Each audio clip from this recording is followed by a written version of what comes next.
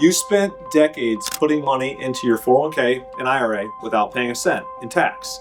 You've enjoyed the growth, but eventually the IRS wants their toll. So they force you to pull some of your tax-deferred money out, and that is what we call a required minimum distribution. It's commonly referred to as an RMD. So to understand the RMD, we need to understand the history behind why they were created.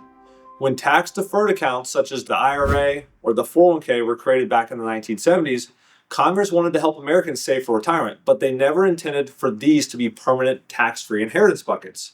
So by 1986, the government realized, hey, people were deferring money into these tax-deferred retirement buckets to avoid the tax, but they're just letting it grow indefinitely forever to pass on to their heirs. So in 1986, on the Tax Reform Act, they made RMDs mandatory for all qualified retirement plans. And their goal was simple: ensure that you actually withdraw and pay the tax on your money during your lifetime, rather than shielding it from the IRS. The question we get a lot: how is my RMD calculated? RMD rules have changed a handful of times over the years. But today, I'm going to talk about the most current rules. The RMD is calculated in two common ways. One way for the original owner of the account and another way for the beneficiary. Now, if you were born between 1951 and 1959, your RMD age is 73. If you're born in 1960 or later, your RMDs don't start until the age of 75. Once you get to your first RMD year, the IRS essentially projects out how long you will live and takes the balance of your retirement account on 12/31 of the previous year and divides that balance by a life expectancy factor given by the IRS. For example, if you have $3 million in a traditional IRA and just turned 73, your first year RMD is expected to be $3 million divided by 26.5. That would give you an RMD for 2026 of around $113,000. The life expectancy factor goes down every year, which typically means the RMD goes up every year. The spousal beneficiary calculation is typically the same as the original owner. If a non-spouse inherits the IRA, the rules change and they now have 10 years to empty instead of using the life expectancy factor.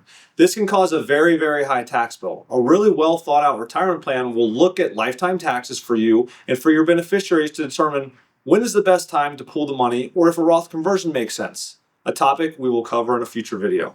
So which specific accounts are we talking about? The IRS has their eyes on your standard retirement vehicles, including your traditional IRAs and those smaller buckets like SEP IRAs, simple IRAs, 401k plans, 403b plans, 457 plans, profit sharing plans, and various defined benefit plans or contribution plans, and even the inherited Roth IRA accounts. Every dollar that is pulled from the tax-deferred jar is taxed as ordinary income, just like a paycheck.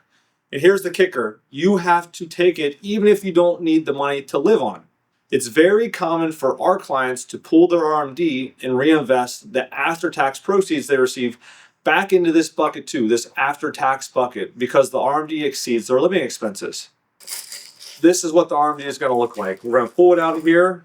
We're going to pay about, estimate 25%, and then we're going to put the remainder over here.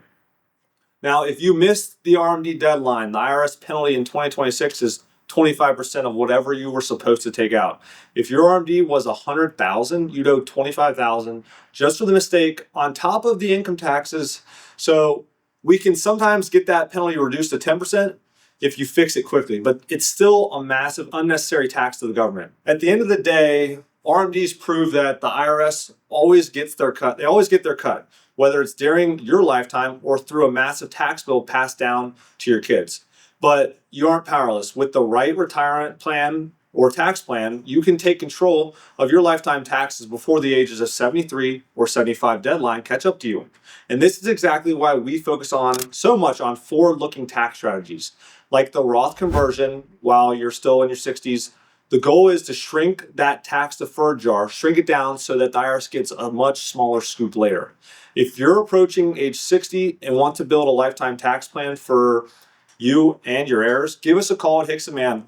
Let us help you keep more of your hard-earned money.